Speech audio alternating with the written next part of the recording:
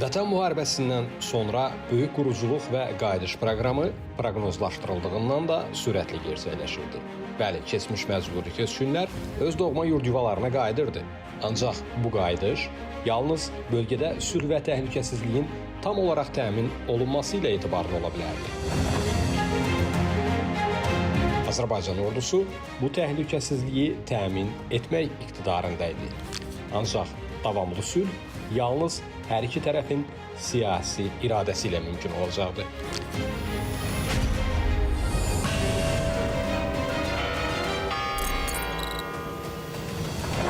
Müharibədən sonra liderlərin ilk görüşü danışıqların birinci fazasında platformalardan biri kimi çıxış edən Moskvada baş tuturdu. Üçtərəfli bəyanatın icra edilməsi gözləntisi ilə gerçəkləşən təmaslarda müəyyən bəyanatlar verilsə də, praktik olaraq mövqelərdə əhəmiyyətli yaxınlaşma yox idi.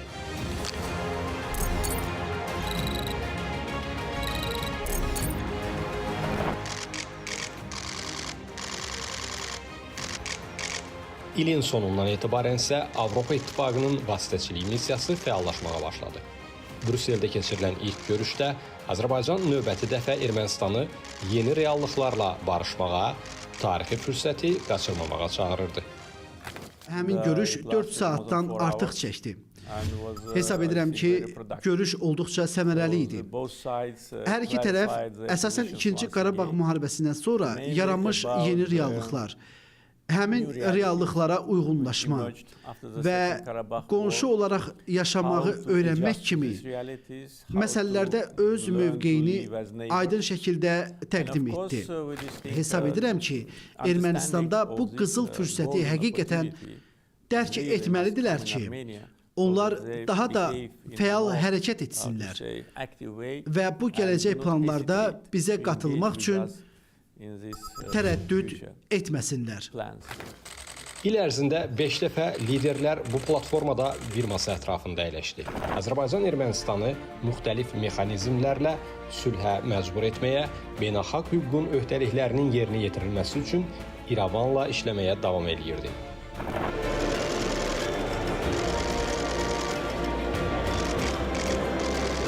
Nəhayətində Ermənistan Praqada bu təzyiqlərə və Azərbaycanın haqlı mövqeyinə təslim oldu və ilk dəfə Azərbaycanın ərazi bütövlüyünü ölçülərini göstərməklə tanıdığını ifadə etməyə məcbur qaldı.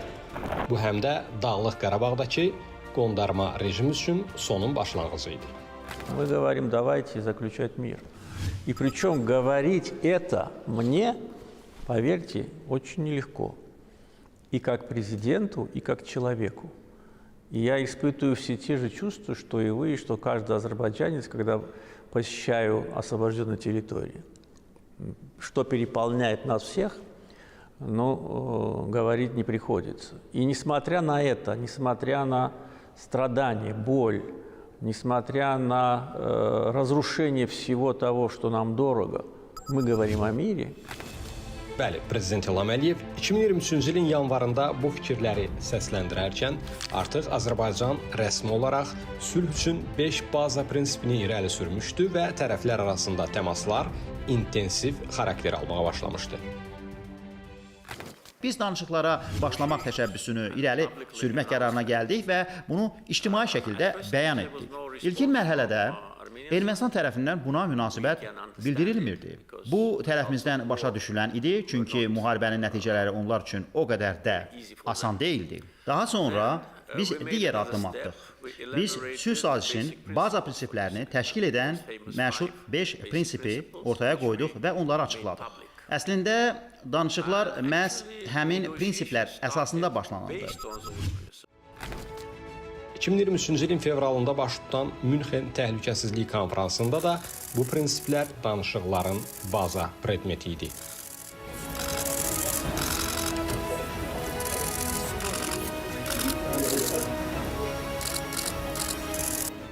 Münxen Təhlükəsizlik Konfransında Cənubi Qafqazda sülh və təhlükəsizlik məsələsi xüsusi diqqət mərkəzində idi və Şarl Mişel və Azərbaycan prezidentinin müzakirələrində də bu məsələ xüsusi olaraq keçdi.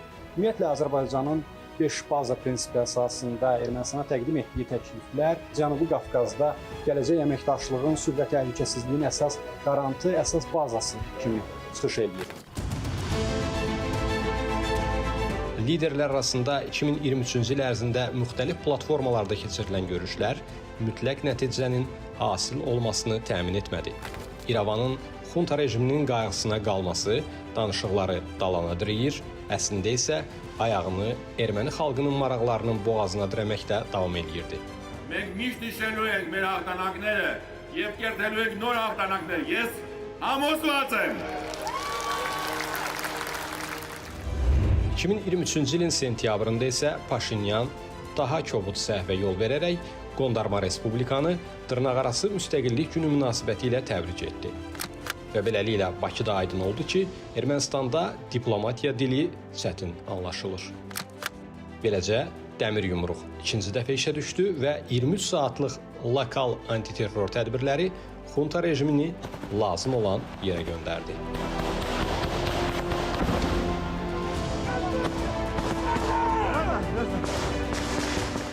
Ermənistan ağ bayraq qaldıranda, diz çökəndə, kapitulyasiya aktına imza atanda mən demişdim ki, status cəhənnəmə getdi.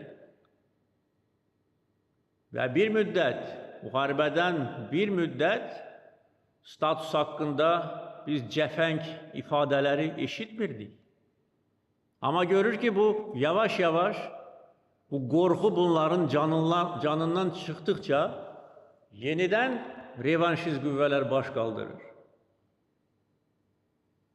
Ona görə bütün bu amillər bir də onu göstərir ki, qanunsuz kriminal xunta rejimi azğınlaşıb, xarınlaşıb və qudurub. Unudub ki, Azərbaycan ərazisində yaşayırlar bunlar. Ona görə bütün bizim addımlarımız legitimdir, hüquqidir, ədalətlidir və bütün addımlara görə biz həm məsuliyyət daşıyırıq, həm qürur hissi keçirik. Yenə də deyirəm, antiterror tədbirləri yüksək peşəkarlıqla, dəqiqliklə elə aparıldı ki, mülki əhali zərbə altına düşmədi, mülki infrastruktura zərər vurulmadı, ancaq düşmən mülkləri, onların silahları, texnikaları məhv edildi. Bu danışıqlarda da dönüş nöqtəsinə çevrildi. Ermənistan daha bir reallıqla barışmalı idi. Artıq separatçı rejim yox idi. Onun baş bilənləri isə baş aşağı, başkəndə, Bakıya gətirilirdi.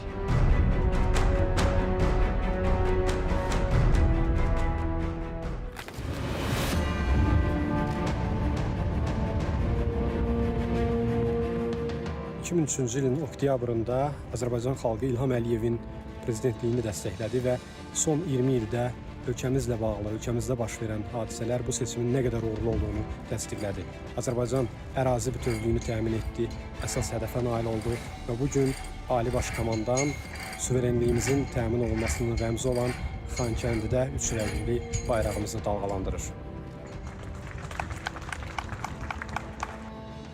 Bu binada ən ali kürsüdə oturanların bəziləri indi Bakıdadır.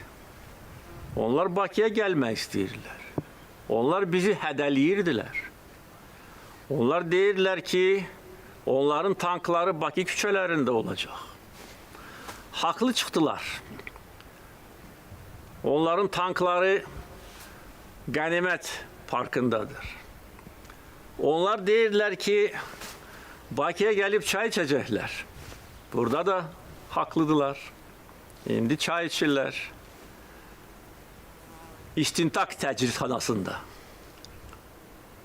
3 özünü prezident adlandırmış təlxək. Bax, burada oturub bizə meydan oxuyur. Bizi hədəliyirdi. Bizi təhqir eləyirdi. Bizsə təmkinlə hər şeyə yanaşdığımız kimi bu məsələyə də təmkinlə və səbirlə yanaşırdıq. Çünki bilirdik ki, biz bura gələcəyik.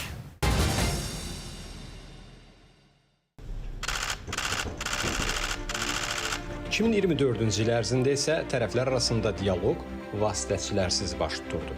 Zaman göstərdi ki, Azərbaycan prezidentinin təşəbbüsü ilə gerçəkləşən bu formul, yəni birbaşa vasitəçilərsiz danışıqlar daha effektivdir və nəticə yönümlüdür. Birbaşa dialoqun ən yaxşı nəticələrindən biri 2024-cü ilin sonunda Ermənistanın COP29-un ev sahibliyinə namizədliyini geri götürərək Azərbaycanın namizədliyini dəstəkləməsi idi. Xoş niyyətin təzahürü olaraq Azərbaycan da Ermənistanın Şərqi Avropa qrupundan COP-un büro üzvlüyünə namizədliyini dəstəkləyirdi.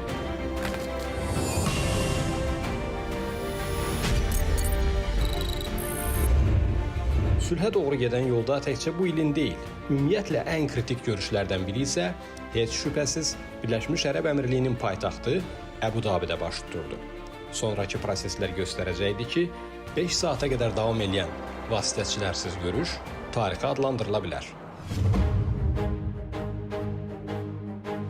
44 günlük Vətən müharibəsi ilə Azərbaycan yalnız ərazi bütövlüyünü təmin etmədi, həm də bölgəyə sabitlik gətirdi.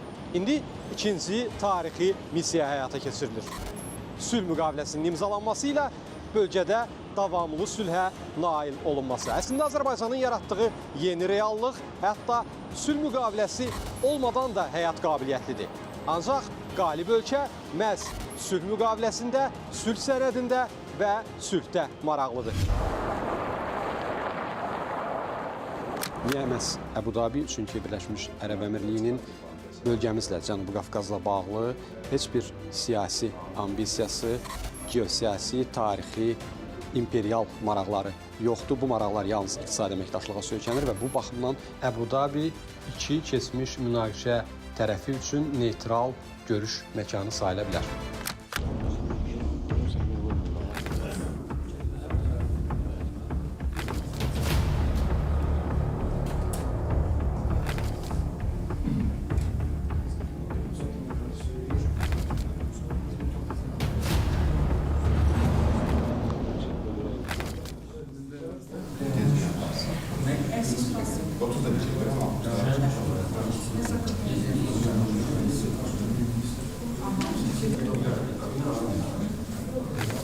Vacib görüşdür.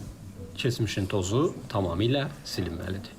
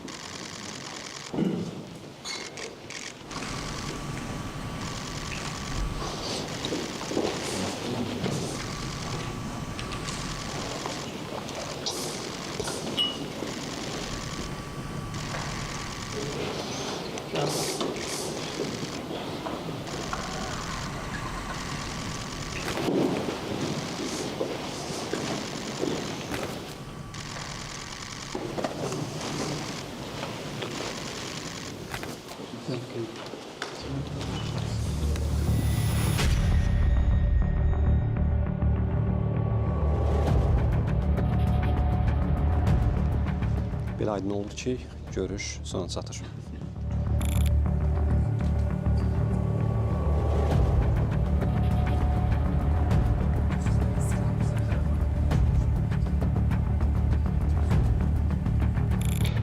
Azərbaycan və Ermənistan liderlərinin 4 saatdan artıq, müəyyən fasilələrlə 4 saatdan artıq davam edən görüşü sona çatdı. Sülh müqaviləsi gözlənirdimi? Bu görüşün məqsədi sülh müqaviləsinin Əbu-Dabidə imzalanması deyildi.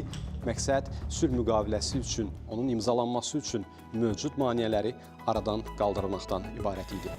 Bu maneələr Ermənistan konstitusiyasında Azərbaycana qarşı ərazi iddiasının aradan qaldırılması və de facto işlək olmayan ATƏT-in Minsk qrupunun buraxılması ilə bağlı idi.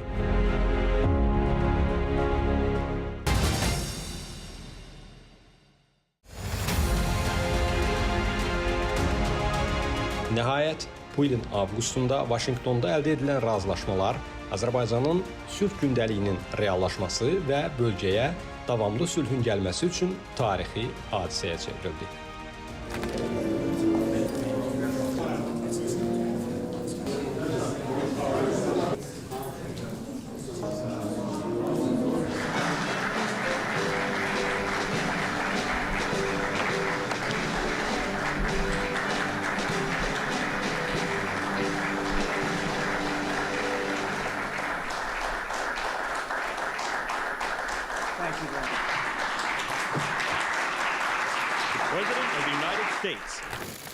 Liderlərin imzaladığı birgə bəyannamə isə bölgəyə sülhün gəlişi istiqamətində yol xəritəsinə münasibətdə siyasi iradəni nümayiş etdirirdi.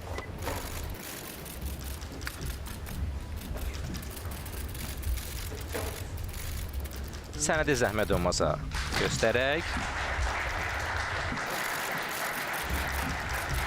Bu həqiqətən tarixi gündür. Biz Qafqazda sülhü bərqərar edirik və bu fürsət təkcə bizim regionla məhdudlaşmayacaq. Prezident Trump düzgün qeyd etdiyi kimi, yeni beynəlxalq sülh və rifahla bağlı Trumpın yolu yeni bağlantı əlaqələrini yaradacaq. Sədləri aradan qaldıracaq və sərmayələr, firavanlıq və sabitlik sayəsində çox saylı ölkələr üçün bağlantı imkanlarını yaradacaq.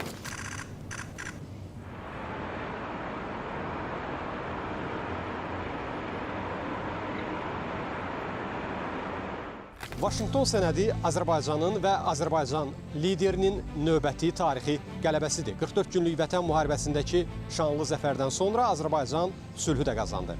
ATƏT-in Minsk qrupunun buraxılması, Ermənistanın konstitusiyasının Azərbaycana qarşı ərazi iddiasının çıxarılması ilə bağlı Azərbaycanın haqlı tələbləri Vaşinqtonda qəbul edildi. Və nəhayət Zəngəzur dəhlizi.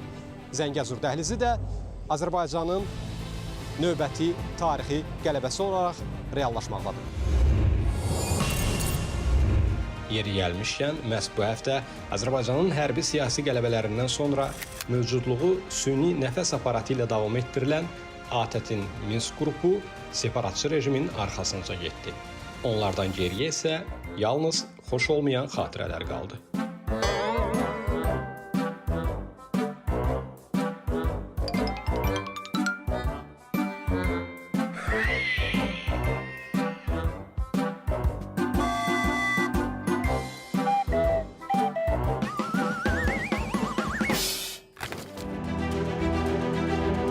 Beləliklə, Azərbaycan ili növbəti tarixi missiyanı gerçəkləşdirməklə başa vurmaqdadır. Münaqişə səhifəsinin qapadılması və bölgədə dayanıqlı sülhün möhkəmləndirilməsi.